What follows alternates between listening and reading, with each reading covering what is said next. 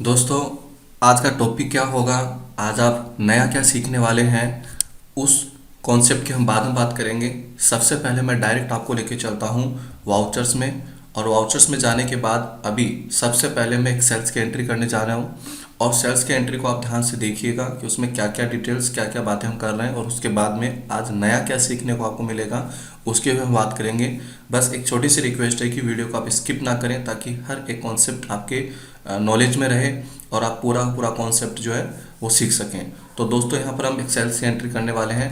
देखिए, party account name है, जहाँ पर हमने जैसे बता दिया कि माल जो है वो कैसे बेचा गया है। कैश बेचा तो आप कैश का नाम लिखें, यदि पेमेंट चेक से आया तो आप बैंक का नाम लिखें, और उधार में तो पार्टी का नाम लिखें। फिलहाल मैंने यहाँ पर एक बार कैश को सिलेक्ट कर लिया है, और उसके बाद पार्टी की जो डिटेल्स हैं वहाँ पर आप पार्टी का नाम लिखें। और यहाँ पर सबसे इंपॉर्टेंट चीज़ है जीएसटी रजिस्ट्रेशन टाइप, जहाँ पर आप ये बताएंगे कि आपने जिस कस्टमर को माल बेचा है वो कस्टमर कंपोजिशन में है, कंज्यूमर है, रेगुलर है या अनरजिस्टर्ड है। तो आप यहाँ पर इनमें से किसी को भी सिलेक्ट कर सकते हैं। ओके, उसके बाद हम आगे बढ़ें तो यहाँ पर एक सेल्स का आपको इन्फॉर्मेशन देना होता है, सेल्स का लेजर आपको सिलेक्ट करना होता है। ये हमने कर लिया। क्या बेचा गया है उसका आप नाम लिखेंगे, प्रोडक्ट का नाम लिखेंगे, जैसे कि हमने हार्ड डिस्क बेच दी है। गोडाउन आप बताएंगे कि आपने वो प्रोडक्ट कहाँ से दिया है, यदि आप गोडाउन यूज़ करते हैं तो। और उसके बाद दोस्त आपको जो है क्या लिखना है, क्वांटिटी लिखना है। ठीक है, 5000 इसकी वैल्यू हो गई। अब हम थोड़ा और आगे बढ़ें तो यहाँ पर हम लगा देते हैं CGST, और उसके बाद हम लगा देते हैं यहाँ पर SGST। अब आपने एक चीज़ नोटिस करी होगी, जो आज के हमारी इस क्लास का मेन टॉपिक भी है। यहाँ पर दोस्तों आपने देखा कि CGST और SGST जो है वो ऑटोमेटिक यहाँ पर कैलकुलेट हो चुका है 18% के अकॉर्डिंग। ठीक है, CGST 9% हो गया और SGST वो 9% हो गया। किसके ऊपर? 5000 के ऊपर। तो दोस्तों आपने यहाँ पर इस बिल में एक चीज़ देखी, जो अभी मैंने एंट्री करी आपके सामने, कि आपका जो GST का अमाउंट है वो ऑटोमेटिक यहाँ पर कैलकुलेट होता है। लेकिन दोस्तों, आप में से बहुत सारे कैंडिडेट ऐसे हैं, बहुत सारे ऐसे दोस्त हैं जिनको एक प्रॉब्लम हुई होगी कि जब हम ये सेल्स का काम करते हैं और यहाँ पर जब हम जीएसटी का जब लेजर सेलेक्ट करते हैं दोस्तों, तो यहाँ पर जीएसटी का जो अमाउंट है ना वो ऑटोमेटिक कैलकुलेट नहीं होता। यहाँ पर अमाउंट आता ही नहीं है। ठीक है, अमाउंट आता ही नहीं है, और उसको हम फिर खुद मैनुअल अपने हाथ से लिखते हैं। तो दोस्तों आज आप इस वीडियो के माध्यम से ये सीखने वाले हैं, इस कॉन्सेप्ट को आप 100% क्लियर करने वाले हैं कि यदि हम यहाँ पर जीएसटी का लेजर सेलेक्ट करते हैं तो उसके बाद यहाँ पर जीएसटी का जो अमाउंट है ये अमाउंट ऑटोमेटिक क्यों नहीं आता। ठीक है, उसकी वजह क्या है वो मैं आपको सिखाने वाला हूँ। तो उसके लिए काम करते हैं, मैं आपको बैक लेके चलता हूँ। देखिए गलती कहाँ कहाँ होती है। हम गलती की बात करते हैं, तो यदि वो कॉन्सेप्ट आपको क्लियर हो जाएगा तो जीएसटी का अमाउंट ऑटोमेटिक आपका कैलकुलेट 100% हो जाएगा। देखिए दोस्तों, आप यहाँ पर पार्टी का अकाउंट जो है वो सिलेक्ट करते हैं, कैश, बैंक या पार्टी का नाम सेलेक्ट करते हैं। तो दोस्तों यहाँ इससे कोई इफेक्ट नहीं पड़ता इसके ऊपर कि आप यहाँ पर अनरजिस्टर्ड रखते हैं, रेगुलर रखते हैं, कंज्यूमर रखते हैं या कंपोजिशन। मैं बात दोस्तों सेल्स की कर रहा हूँ केवल, यानी आप इस टॉपिक को, इस कॉन्सेप्ट को जो है परचेज के इनवॉइस के ऊपर अप्लाई ना करें। ठीक है, ये केवल और केवल हम बात कर रहे हैं किसके लिए? सेल्स के केस में। तो सेल्स के केस में दोस्तों आप यहाँ पर कंपोजिशन, कंज्यूमर, रेगुलर या अनरजिस्टर्ड किसी को भी आप यहाँ पर सिलेक्ट कर सकते हैं। तो यहाँ तो कोई दिक्कत नहीं रहेगी आप लोगों को। ठीक है, तो ये कॉन्सेप्ट तो लगभग लगभग आपका सही हो जाता है यहाँ तो। ठीक है, अब देखिए पहली गलती कहाँ होती है? सेल्स के लेजर में। सेल्स के लेजर में दोस्तों क्या गलती हो सकती है मैं आपको बता देता हूँ। कई बार क्या होता है कि हम ध्यान नहीं दे पाते हैं, जाने अनजाने में क्या होता है कि यहाँ पर आपको एक ऑप्शन है इज जीएसटी एप्लीकेबल। दोस्तों ये ऑप्शन कहाँ पर हम बात कर रहे हैं? सेल्स के लेजर में। तो ये क्या होता है, जाने अनजाने में हमसे क्या रहता है, नॉट अप्लीकेबल हो जाता है। अब देखो मैंने यहाँ पर इसको नॉट अप्लीकेबल कर दिया, तो इसका इफेक्ट जो है ना वो आपको देखना है। हमने यहाँ पर 2 नग 2500 यानी 5000 रुपये का माल बेचा।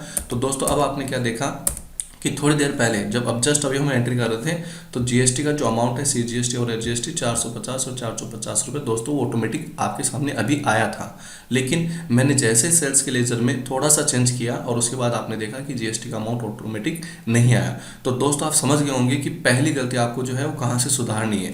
ये ठीक है, समझ गए कि यहाँ यदि आपका जीएसटी का अमाउंट ऑटोमेटिक नहीं आ रहा, तो दोस्तों आपको जो है सबसे पहले जो है आपको पहला जो आपको नोटिस करना है, ध्यान देना है, वो देना है आपका सेल्स का लेजर कि आपका सेल्स का जो लेजर है क्या वो आपने सही बना रखा है क्या।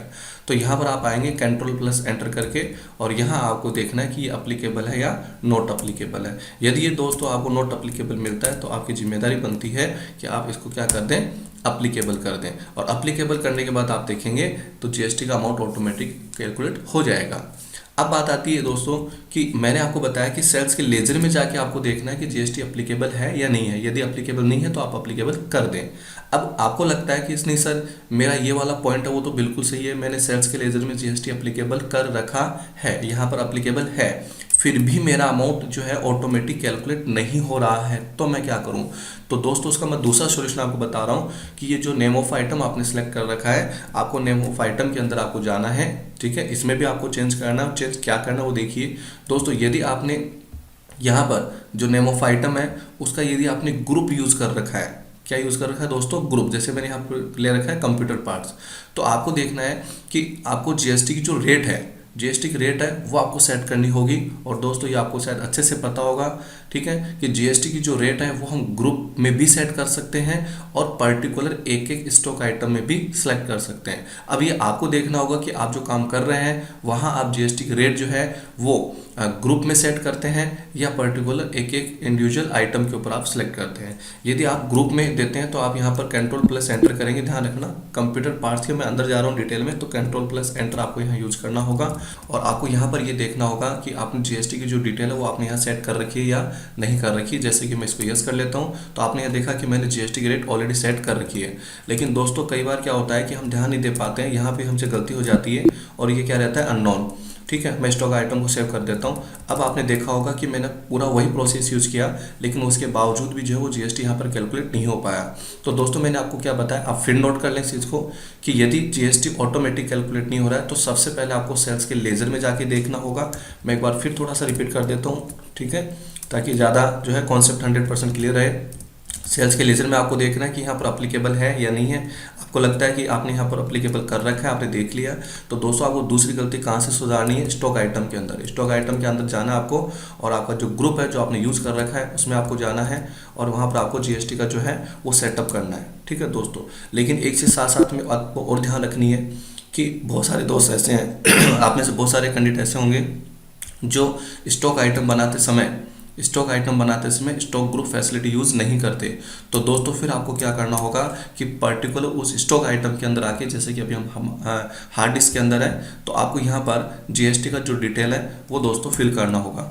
यहाँ पर जीएसटी में आप डिस्क्रिप्शन एचएसएन कोड वगैरह लिखें और दोस्तों फिर आपको यहाँ पर क्या करना होगा, टैक्सेबल, और आपको यहाँ पर जीएसटी की जो रेट है वो सिलेक्ट करनी होगी, गुड्स आपको सिलेक्ट करना होगा। तो उसके बाद आप देखेंगे कि आपका जीएसटी का जो अमाउंट है दोस्तों वो ऑटोमेटिक कैलकुलेट हो जाता है। तो ये दो फैक्टर आपके ऐसे रहते हैं जहां पर आपको ध्यान देना होगा कि आपने जीएसटी का जो सेटअप है वो प्रॉपर तरीके से कर रखा है या नहीं कर रखा। दोस्तों ध्यान रखिएगा, सेल्स के लेजर को चेक कर लीजिएगा। सेल्स के लेजर में आपको जीएसटी का जो है वो अप्लीकेबल रखना है ऑप्शन, और उसके बाद आपको स्टॉक आइटम को चेक करना होगा कि स्टॉक आइटम में भी आपने जीएसटी का जो सेटअप है वो प्रॉपर तरीके से किया है या नहीं करा। अब आपको ये जरूर देखना होगा कि आप स्टॉक आइटम के लिए साथ साथ में स्टॉक ग्रुप यूज करते हैं और वहाँ आप जीएसटी रेट देते हैं या नहीं देते, वो आपको अपने अपने हिसाब से डिसाइड करना है। लेकिन एक चीज़ का आप और ध्यान रख लें कि इतना सब कुछ होने के बावजूद भी यदि जीएसटी कैलकुलेट नहीं हो पा रहा है तो आपको आपका जो जीएसटी का लेजर बना रखा है आपको उस लेजर में आना होगा। यहाँ कंफर्म कर लीजिएगा कि अंडर आपको ड्यूटी एंड टैक्सेस रखना है, आपको दोस्तों यहाँ पर जीएसटी रखना है, टैक्स टाइप में आपको सेंट्रल टैक्स रखना है, परसेंटेज ऑफ कैलकुलेशन में किसी प्रकार की आपको रेट नहीं देनी है, और इस प्रकार की दोनों के दोनों जो लेजर है एसजीएसटी का ये भी आपको सिलेक्ट करना है कि आपने यहाँ पर एसजीएसटी में स्टेट रेट सिलेक्ट कर रखा है कि नहीं कर रखा। तो ये पूरा सेटअप जो है आपको चेकअप करना होगा, चेक करना होगा क्या क्या ध्यान देना। मैं एक बार फाइनल फिर रिपीट कर देता हूँ। सेल्स के लेजर को चेक कर लीजिएगा, स्टॉक आइटम को चेक कर लीजिएगा, सीजीएसटी जो लेजर मैंने आपको जिस तरीके से बताया सेटअप वो आप देख लीजिएगा, और 100% जो आपका टैक्स ऑटोमेटिक कैलकुलेट हो जाएगा दोस्तों।